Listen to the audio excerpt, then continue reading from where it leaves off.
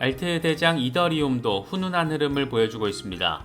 이더리움은 2,800달러 위로 올라서주면서 2022년 5월 이후 최고 가격을 형성하고 있습니다. 여차하면 3,000달러, 아차하면 3,500달러까지도 기대할 수 있는 분위기가 좀 더 짙게 조성되고 있는 그런 모습입니다.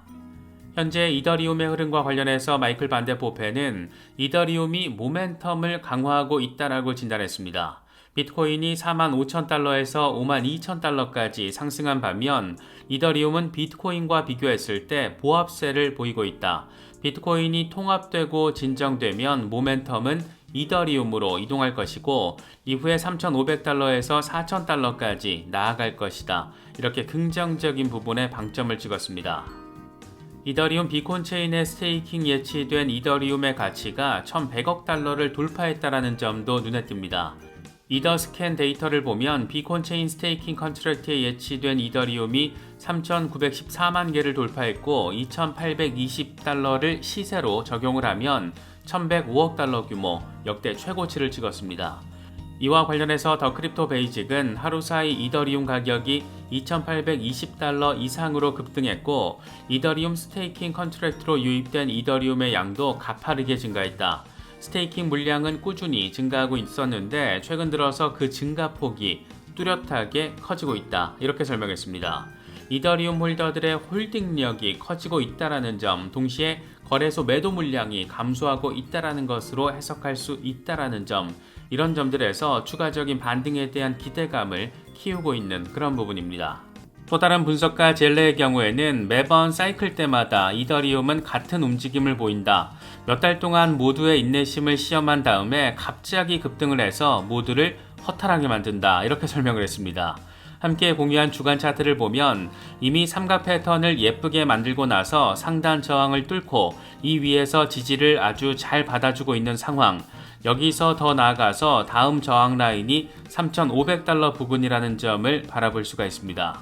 이더리움 덴쿤 하드포크 메인넷 적용 일정이 확정됐습니다. 날짜는 현지 시간으로 3월 13일인데 물론 상황에 따라서 지연될 수도 있지만 앞선 3번에 걸친 테스트넷 적용이 순조롭게 잘 마무리가 된 만큼 예상치 못한 이변이 발생하지 않는 한 3월 13일에는 이더리움 덴쿤 포크 메인넷 적용이 잘 마무리될 수 있지 않을까 기대되는 부분입니다.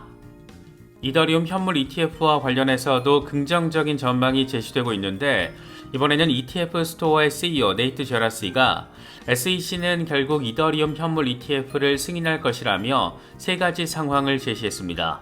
먼저 5월까지 이더리움 현물 ETF를 승인하는 것, 두 번째로는 선물 ETF를 강제로 폐쇄한 뒤에 10월에 승인을 하거나 아니면 선물 ETF는 허용한 채 현물 ETF는 거부해서 소송에 직면을 하거나 이렇게 3가지가 가능한데 두 번째와 세 번째 시나리오는 실현 가능성이 낮다라고 설명을 했습니다. 이더리움 덴쿤 하드포크 메인넷 적용 일정이 3월 13일로 예고가 된 가운데 이번에는 우리 돈으로 1,800조 원대 자산을 운용하는 프랭클린 템플턴이 이더리움 현물 ETF 대열에 합류했습니다. 비트코인 현물 ETF 출시 이후에 꽤나 재미를 보고 있는 곳이기도 한데 이더리움 현물 ETF 승인 전에 뛰어들면서 몇 달 전 상황과 꽤나 비슷한 양상이 펼쳐지고 있는 그런 모습입니다. 이 같은 상황과 관련해서 블룸버그의 ETF 애널리스트 제임스 세이파트는 이더리움 현물 ETF가 승인될 확률을 60%대라고 설명했습니다. 확실히 SEC의 승인 확률이 0%라고 얘기는 할 수는 없다. 하지만 비트코인 현물 ETF 때와는 확신이 많이 떨어진다. 이렇게 덧붙이기도 했습니다. 지금 이더리움 현물 ETF 이슈가 비트코인 현물 ETF 이슈와 조금 다른 점은 스테이킹 이슈가 자리하고 있다는 데 있습니다. 최근 아크21 쉐어스는 이더리움 현물 ETF 수정본을 SEC에 제출을 하면서 제3자 스테이킹 제공자를 통해서 신탁 자산의 일부를 스테이킹할 수 있다라는 내용을 포함시켰는데 이게 변수가 될 수 있다라는 겁니다. 다시 말해서 투자자들이 이더리움 현물 ETF를 매수하고 이에 따라서 발행 기관들은 현물 이더리움을 매수하게 되는 건데 이 매수 물량 가운데 일부를 제3자 스테이킹 제공자를 통해서 스테이킹을 시켜버리고 여기서 나오는 이자도 수익으로 잡아버리겠다는 겁니다. 최대 디파이 블록체인 플랫폼이 이더리움인 만큼 이게 머리는 되게 잘 쓰는 걸로 바라볼 수가 있긴 한데 SEC는 투자자 보호 내지는 투자 안정성 이런 걸로 물고 늘어질 수도 있는 만큼 이게 좀 변수가 될 수도 있을 것 같습니다. 이더리움이 지금 시장의 주목도를 높이고 있는 것은 3월 13일로 예정된 덴쿤 하드포크 메인넷 적용과 더불어서 이더리움 현물 ETF가 과연 5월에 승인이 될 것인가 하는 부분입니다. 이와 관련해서 우리의 쭈꾸미 대가리 게리 겐슬러는 CNBC랑 인터뷰를 했는데 비트코인 현물 ETF 승인 결정이 미래 이더리움에 어떤 영향도 주지 않을 것이다 라고 말했습니다. 1월에 우리가 내린 결정은 한 세트 서류로 이미 정리가 돼 있고 이제 또 다른 서류가 우리 결정을 기다리고 있다. 우리는 미리 판단하지 않을 것이고 위원회가 논의하고 검토할 사항이다. SEC는 가치 중립적이다. 1월에 11개 상품이 한꺼번에 승인된 것과는 전혀 다른 문제다라고 강조했습니다. 비트코인 현물 ETF가 승인됐기 때문에 자동빵으로 이더리움 현물 ETF가 승인된다라는 것을 의미하지 않는다. 이렇게 선을 그으려는 의도가 느껴지는데 뭔가 승인이 될 것 같은 뉘앙스가 조금 더 강하게 느껴지는 것은 꼭 기분 탓만은 아닌 것 같습니다. 이게 참 거시기 머시기한 것은 SEC가 이더리움 현물 ETF를 거부하고 싶더라도 왜 이더리움 선물은 되고 현물은 안 되는지 이걸 설명해야 하는데 문제는 SEC는 그레이스케일 사건 소송에서도 이걸 제대로 설명하지 못해서 글로벌 개망신을 당했다라는 것이고 그게 비트코인 현물 ETF 승인의 결정적인 계기였다라는 겁니다. 3월에 이더리움 덴쿤 포크 메인넷 적용이 잘 마무리가 되고 4월에 비트코인 반감기 접어들게 되고 5월에 이더리움 현물 ETF까지 승인된다라면 이렇게만 상황이 잘 정리가 된다라면 올해 상반기 아주 엄청 많이 흥미로운 시기가 될 수 있지 않을까 생각됩니다. 알트코인들 중에서 눈에 띄는 퍼포먼스를 보이고 있는 종목을 꼽자라면 솔라나 빼놓기 어려울 것 같습니다. 솔라나가 시총 랭킹 순위에서 BNB를 제치고 4위에 이름을 올렸습니다.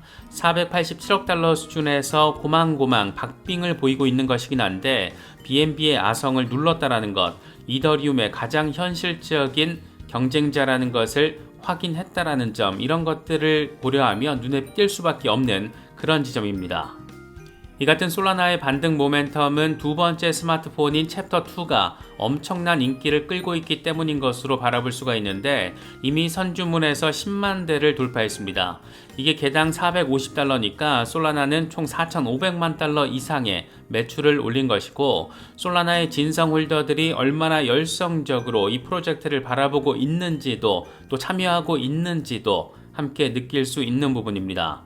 여기에 최근 봉크 등 솔라나 기반의 밈코인이 엄청 인기를 얻으면서 네트워크를 엄청 활성화시킨 것도 엄청 한몫을 한 것으로 바라볼 수가 있습니다.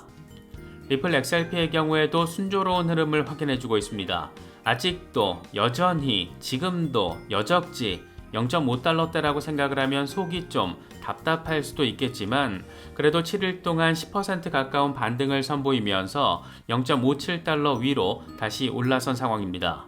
0.52달러 부근의 20일 지수이동 평균 지지를 확인해주고 있다는 점이 긍정적이고 그래서 단기적으로는 0.67달러까지도 내다볼 수 있는 상황이 됐습니다. 분석가 다크 디펜더의 경우에는 리플 XRP가 첫 번째 목표에 도달했다라며 4시간 차트를 기준으로 세 번째 웨이브 0.6달러에서 0.66달러까지 확장될 수 있다라고 진단했습니다. 축제는 0.6649달러 위에서 시작될 것이다. 그때까지 커피 한 잔 때리면서 지금의 상황을 즐겨라. 이렇게 덧붙이기도 했습니다. 지금 XRP 주간 차트가 굉장히 아름답게 형성되고 있는데 여기서 중요한 게 0.6달러 위에서 지지를 받아주는 겁니다.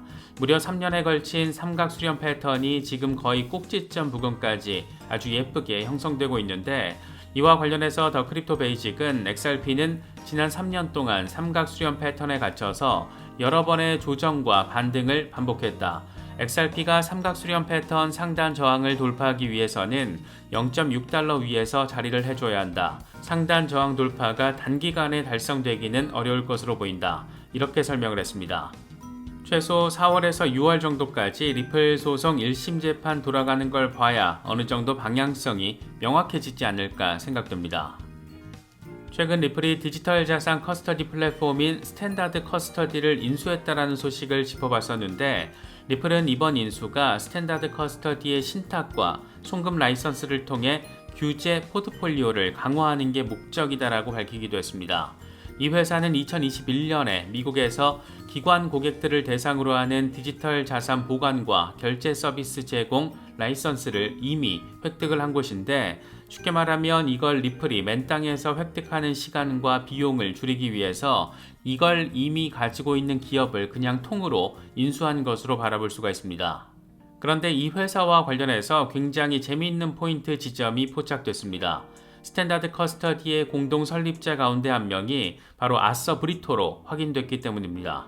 이 양반은 리플의 공동 창업자이면서 XRP가 $10,000를 위해서 설계됐고 전 세계 75억 명이 수용할 수 있도록 확장할 수 있어야 한다, 이런 점을 공개적으로 밝히면서 XRP $10,000 주장의 시작점 역할을 했던 그런 인물이기도 합니다.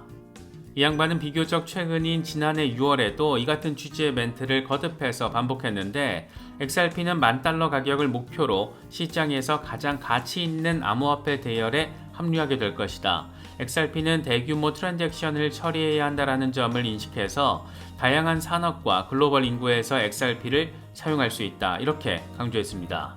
그런데 이 양반이 스탠다드 커스터디의 공동 창업자 가운데 한 명이고, 이번에 리플이 이 회사 지분 100% 인수를 추진하고 있다는 것, 이게 참 생각해 볼 거리들을 많이 안겨주고 있습니다.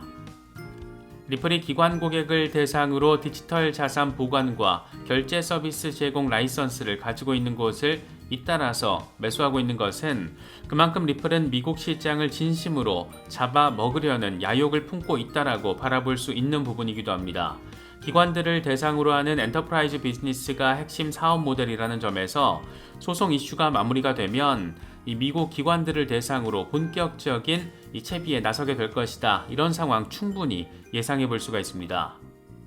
특히 지난해 메타코에 이어서 이번에 스탠다드 커스터디까지 이렇게 인수를 하는 것을 보면 결국 리플이 제공하는 서비스에 암호화폐를 보관하고 결제하는 활동이 추가될 거라는 점, 리플의 고객들은 굳이 외부 업체를 통하지 않더라도 리플의 암호화폐를 커스터디할 수 있게 될 거라는 점, 이런 부분 충분히 생각해 볼 수가 있습니다. 그런데 이건 사실상 블록체인 시대 미래 은행의 모델 가운데 하나로도 생각해 볼 수 있는 부분이고, 이놈의 빌어먹을 소송만 잘 마무리가 되면 리플이 추구하는 혁신이 얼마나 무시무시할지, 어마무시할지 괜히 더 기대감을 갖게 되는 것은 꼭 기분 탓만은 아닌 것 같습니다. 이번에 리플의 암호화폐 자동화 마켓 메이커 AMM 출시가 지연된 것을 놓고 이런저런 말들 지금 많이도 나오고 있습니다. 미국 SEC 이 미친 것들이 $50,000,000 이상 자산을 보유한 암호화폐 거래자의 경우 딜러 등록을 의무화해야 한다라는 정책 결정을 내린 게 시발점이 됐는데, 여기에 디파이 활동도 포함되면서 소프트웨어 프로토콜인 암호화폐 자동화 마켓 메이커 AMM도 딜러로 등록을 해야 하는 아주 희한한 상황이 펼쳐졌기 때문입니다. 하필 이번 SEC의 결정이 리플의 AMM 도입을 앞둔 상황에서 등장을 해주었고, 이게 또 하필 2월 14일에 도입될 것으로 예상됐던 게 무산이 되면서 SEC의 결정으로 인해서 리플의 신제품이 악영향을 받는 것 아니냐, 이 같은 우려도 제기가 됐습니다. 실제로 일부 밸리데이터에서 기존 도입 찬성표를 철회하면서 합의 도출 자체가 부결된 게 이 직후였기 때문에 SEC의 이런 개같은 결정과 연관돼서 해석이 되기도 했습니다. 그런데 이번에 리플의 CTO 데이비 슈왈츠가 밝힌 내용을 보면 이건 SEC의 결정과는 상관은 없었던 것으로 보입니다. 이 양반은 AMM 기능 도입이 지연되고 있는 것은 트랜잭션 처리 지연 버그를 발견하고 이걸 수정하기 위해서 커뮤니티에서 내린 결정이다, 이렇게 설명을 하며 기술적인 이슈이지 정치적인 이슈가 아니라는 점을 분명히 했습니다. 이에 따라서 앞으로 빠르면 일주일, 늦어도 2주일 안에, 그러니까 2월 안에는 도입이 될 것으로 전망되고 있는 그런 상황으로 바라볼 수가 있습니다. 지난해 JP모건과의 협업으로 엄청난 주목을 받았던 아발란체가 이번에는 시티그룹과 사모펀드 토큰화 테스트를 성공적으로 마무리했다는 소식이 더해졌습니다. 이번 테스트는 웰링턴 매니지먼트가 발행한 가상의 사모펀드를 토큰화하고 보관하는 게 핵심이었는데, 이걸 구현하는 블록체인 베이스로 아발란체가 활용이 된 겁니다. 실물 자산 토큰화 이슈는 새로운 강세장 국면에서 가장 주목받을 트렌드 이슈 가운데 하나인 만큼 이것과 관련된 프로젝트들, 대표적으로 아발란체, 체인링크 등에 대해서는 투자 여부와 상관없이 트렌드 흐름의 관점에서 바라볼 가치 충분하지 않나 생각됩니다. 글로벌 제과업체 몬델레즈가 헤데라 위원회 회원사로 합류한 것도 눈에 띕니다. 이 회사 이름은 몰라도 오레오 쿠키 이름은 많이들 아실 텐데, 이 회사는 오레오를 비롯해서 리츠 이런 글로벌 제과 제품 브랜드를 보유하고 있는 다국적 제과 업체입니다. 이번에 헤데라 위원회에 합류하면서 하는 얘기가 헤데라를 활용해서 소비자 패키지 상품 공급망을 추적하는 솔루션을 도입할 계획이다, 이렇게 밝혔는데, 유통 추적과 관련해서 블록체인 기술을 활용한다라는 점에서 비체인이 구현하고 있는 혁신과 유사하다라고도 바라볼 수 있는 그런 부분입니다. 말 나온 김에 비체인 얘기 잠깐 짚어보면, 비체인이 주간 차트를 기준으로 채널 상단 저항을 이제 막 뚫어낸 상황을 확인할 수가 있습니다. 중장기적으로 봤을 때 의미 있는 반등세 기대해 볼 수 있다라는 걸로도 해석할 수가 있는데, 캡틴 파이빅은 올해 안에 600% 수준의 랠리가 가능할 것으로 보인다라는 꽤나 전폭적인 전망을 제시하기도 했습니다.